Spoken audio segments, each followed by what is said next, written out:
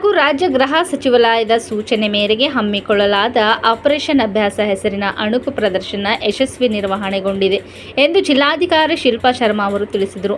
ಇವರು ಶನಿವಾರ ಬೀದರ್ ನಗರದ ರೈಲ್ವೆ ನಿಲ್ದಾಣದಲ್ಲಿ ಜಿಲ್ಲಾಡಳಿತ, ಜಿಲ್ಲಾ ಪೊಲೀಸ್ ಇಲಾಖೆ, ಆರೋಗ್ಯ ಇಲಾಖೆ, ಅಗ್ನಿಶಾಮಕ ದಳ ಸೇರಿದಂತೆ ವಿವಿಧ ಇಲಾಖೆಗಳ ಸಂಯುಕ್ತಾಶ್ರಯದಲ್ಲಿ ಹಮ್ಮಿಕೊಳ್ಳಲಾಗಿದ್ದ ನಾಗರಿಕ ರಕ್ಷಣಾ ಅಣುಕು ಪ್ರದರ್ಶನ ಯಶಸ್ವಿ ಕುರಿತು ಮಾತನಾಡಿದರು.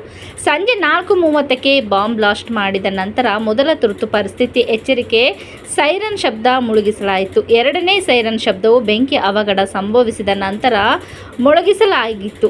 ಸೈರನ್ ಮೊಳಗಿದ ಕೂಡಲೇ ನಾಗರಿಕರು ಕೈಗೊಳ್ಳಬೇಕಾದ ಎಚ್ಚರಿಕೆ ಹಾಗೂ ದುರ್ಘಟನೆಯಲ್ಲಿ ಸಿಲುಕಿರುವ ನಾಗರಿಕರನ್ನು ಸುಸಜ್ಜಿತ ಸ್ಥಳಕ್ಕೆ ಸ್ಥಳಾಂತರಿಸಲಾಯಿತು. ಅಗ್ನಿಶಾಮಕ ಮತ್ತು ತುರ್ತು ಸೇವೆಗಳ ಸಿಬ್ಬಂದಿ ಅಧಿಕಾರಿಗಳು ತಕ್ಷಣ ಸ್ಥಳಕ್ಕೆ ಭೇಟಿ ನೀಡಿ ರಕ್ಷಣಾ ಕಾರ್ಯಾಚರಣೆ ಕೈಗೊಂಡರು. ಆರೋಗ್ಯ ಇಲಾಖೆಯಿಂದ ತುರ್ತಾಗಿ ಆಂಬ್ಯುಲೆನ್ಸ್ ಮೂಲಕ ಆಸ್ಪತ್ರೆಗೆ ದಾಖಲಿಸಲಾಗಿತ್ತು. ರೈಲ್ವೆ ನಿಲ್ದಾಣದ ಸ್ಥಳದಲ್ಲಿಯೇ ಪ್ರಥಮ ಚಿಕಿತ್ಸಾ ಕೇಂದ್ರ ಸ್ಥಾಪನೆ, ಕಾಳಜಿ ಕೇಂದ್ರ ಹಾಗೂ ಕಮಾಂಡಿಂಗ್ ಸೆಂಟರ್ ರೂಮ್ ತೆರೆದು ರಕ್ಷಣಾ ಕಾರ್ಯ ಕೈಗೊಳ್ಳಲಾಯಿತು. ತುರ್ತು ಪರಿಸ್ಥಿತಿ ವೇಳೆ ವಿವಿಧ ಇಲಾಖೆಗಳಿಂದ ಯಾವ ರೀತಿ ಕಾರ್ಯನಿರ್ವಹಣೆ ಮಾಡಬೇಕು ಮತ್ತು ಸಾರ್ವಜನಿಕರು ಯಾವ ರೀತಿಯಲ್ಲಿ ಇರಬೇಕು ಎಂಬುದನ್ನು ತಿಳಿಯಲು ಬೇರೆ ಬೇರೆ ಇಲಾಖೆಗಳು ಮತ್ತು ಭದ್ರತಾ ಪಡೆಯ ತಂಡಗಳು ಹೇಗೆ ಕಾರ್ಯನಿರ್ವಹಣೆ ಮಾಡಬೇಕು ಎಂದು ತೋರಿಸಲಾಯಿತು ಎಂದು ತಿಳಿಸಿದರು. ಜಿಲ್ಲಾ ಪೊಲೀಸ್ ವರಿಷ್ಠಾಧಿಕಾರಿ ಪ್ರದೀಪ್ ಗುಂಟಿ ಮಾತನಾಡಿ, ತುರ್ತು ಪರಿಸ್ಥಿತಿ ವೇಳೆ ನಾಗರಿಕರು ಮತ್ತು ವಿವಿಧ ಇಲಾಖೆಗಳು ಕಾರ್ಯನಿರ್ವಹಿಸಬೇಕು ಮತ್ತು ನಾಗರಿಕರು ತುರ್ತು ಪರಿಸ್ಥಿತಿಯಲ್ಲಿ ಭಯಪಡದೆ ಅದನ್ನು ಹೇಗೆ ಎದುರಿಸಬೇಕು ಎಂದು ತಿಳಿಸಿದರು. ಈ ಅಣುಕು ಪ್ರದರ್ಶನದಲ್ಲಿ ರೈಲ್ವೆ ಪೊಲೀಸರು ಮತ್ತು ಸಿಬ್ಬಂದಿಗಳು ಸಂಪೂರ್ಣ ಸಹಯೋಗ ನೀಡಿದರು. ಪೊಲೀಸ್ ಇಲಾಖೆಯಿಂದ 300 ಪೊಲೀಸರು ಭಾಗವಹಿಸಿದರು.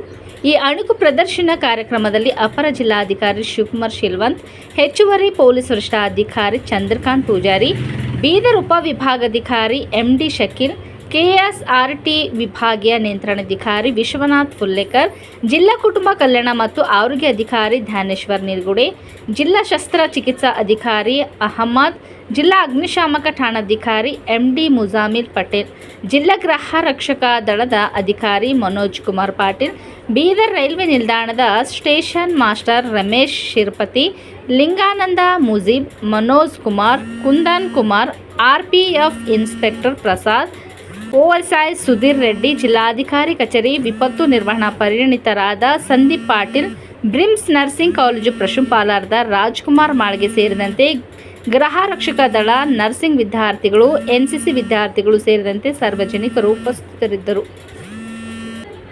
ಐತಿಹಾಸಿಕ ಚಾರ್ಮಿನಾರ್ ಬಳಿಯ ಗುಲ್ಜಾರ್ ಹೌಸ್ನಲ್ಲಿರುವ ಆಭರಣ ಅಂಗಡಿಯಲ್ಲಿ ಇಂದು ಭಾನುವಾರ ಮುಂಜಾನೆ ಸಂಭವಿಸಿದ ಭೀಕರ ಅಗ್ನಿ ಅವಘಡದಲ್ಲಿ ಮೃತಪಟ್ಟವರ ಸಂಖ್ಯೆ 17ಕ್ಕೆ ಏರಿಕೆ ಆಗಿದ್ದು, ಅವರಲ್ಲಿ 8 ಮಕ್ಕಳು ಸೇರಿದ್ದಾರೆ. ಹಲವರು ಗಾಯಗೊಂಡಿದ್ದಾರೆ. ಅಗ್ನಿಶಾಮಕ ಅಧಿಕಾರಿಗಳ ಪ್ರಕಾರ ಬೆಳಗ್ಗೆ 6 ಗಂಟೆ ಸುಮಾರಿಗೆ ಬೆಂಕಿ ಕಾಣಿಸಿಕೊಂಡಿದೆ ಎಂದು ವರದಿಯಾಗಿದೆ. ಅಗ್ನಿಶಾಮಕ ಮತ್ತು ತುರ್ತು ಸೇವೆಗಳ ಸಿಬ್ಬಂದಿಗೆ ತುರ್ತು ಕರೆ ಬಂದು ನಂತರ 12 ಅಗ್ನಿಶಾಮಕ ದಳದ ವಾಹನಗಳು ಸ್ಥಳಕ್ಕೆ ಧಾವಿಸಿವೆ ಎಂದು ತಿಳಿಸಿದ್ದಾರೆ. ಬೆಂಕಿಯನ್ನು ನಿಯಂತ್ರಣಕ್ಕೆ ತರುವ ಪ್ರಯತ್ನಗಳು ಹಲವಾರು ಗಂಟೆಗಳ ಕಾಲ ಮುಂದುವರೆದವು.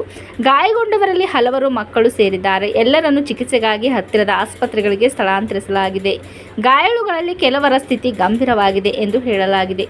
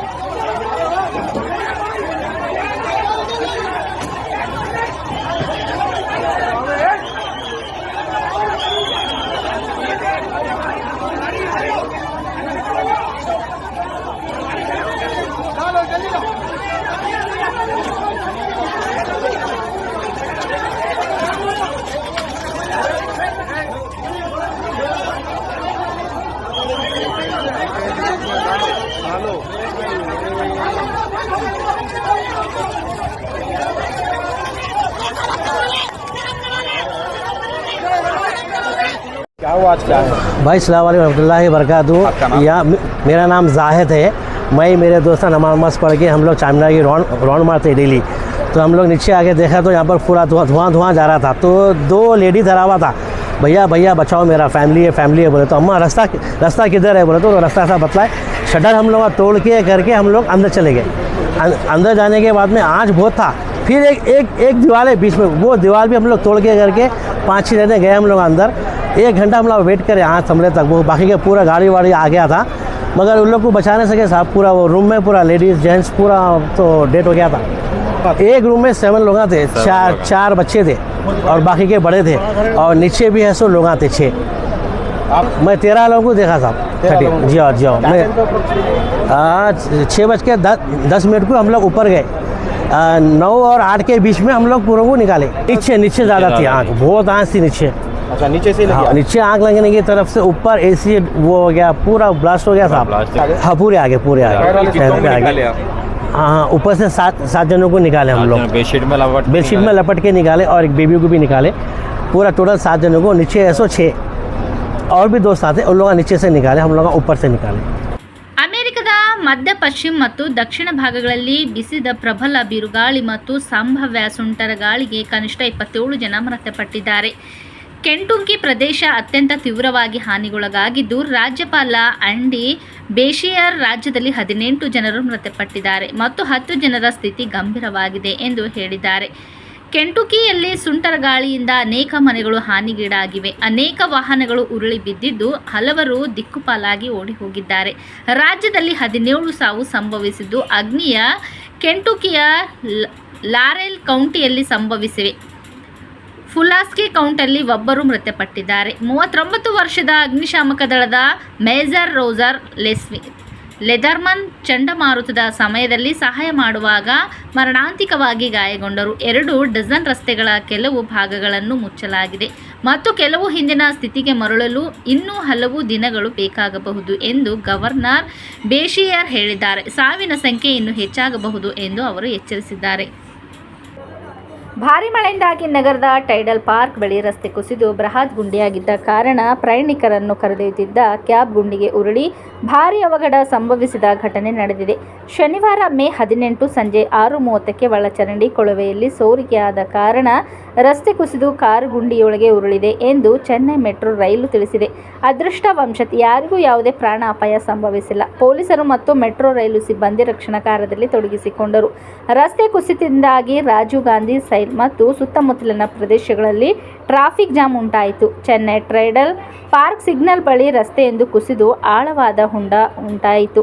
ಅದರಲ್ಲಿ 5 ಪ್ರಯಾಣಿಕರಿದ್ದ ಟ್ಯಾಕ್ಸಿಯೊಂದು ಬಿದ್ದಿದೆ. ಟ್ಯಾಕ್ಸಿ ಚಾಲಕ ವಿಘ್ನೇಶ್ 40, ಶೋಲಿಂಗ್ನಲ್ಲೂರಿನಿಂದ ಸಾಫ್ಟ್ವೇರ್ ಕಂಪನಿಯ ಉದ್ಯೋಗಿ ವಿಘ್ನೇಶ್ ಅವರ ಪತ್ನಿ ಮತ್ತು 2 ಮಕ್ಕಳನ್ನು ಕರೆದುಕೊಂಡು ಸೆಂಟ್ರಲ್ ರೈಲ್ವೆ ನಿಲ್ದಾಣದ ಕಡೆಗೆ ಹೋಗುತ್ತಿದ್ದರು.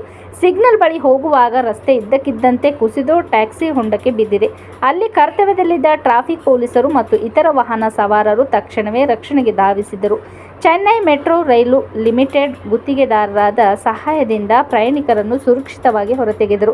ಯಾರಿಗೂ ಗಂಭೀರ ಗಾಯಗಳಾಗಿಲ್ಲ. ತಕ್ಷಣವೇ ಪೊಲೀಸರು ರಸ್ತೆಯನ್ನು ಬಂದ್ ಮಾಡಿ ಟ್ರಾಫಿಕ್ ಅನ್ನು ಬೇರೆಡೆಗೆ ತಿರುಗಿಸಿದರು. ಇದರಿಂದ ರಾಜೀವ್ ಗಾಂಧಿ ಸೆಲ್ಸ್ ಮತ್ತು ಸುತ್ತಮುತ್ತಲಿನ ಪ್ರದೇಶಗಳಲ್ಲಿ ವಾಹನ ಸಂಚಾರಕ್ಕೆ ತೊಂದರೆಯಾಯಿತು.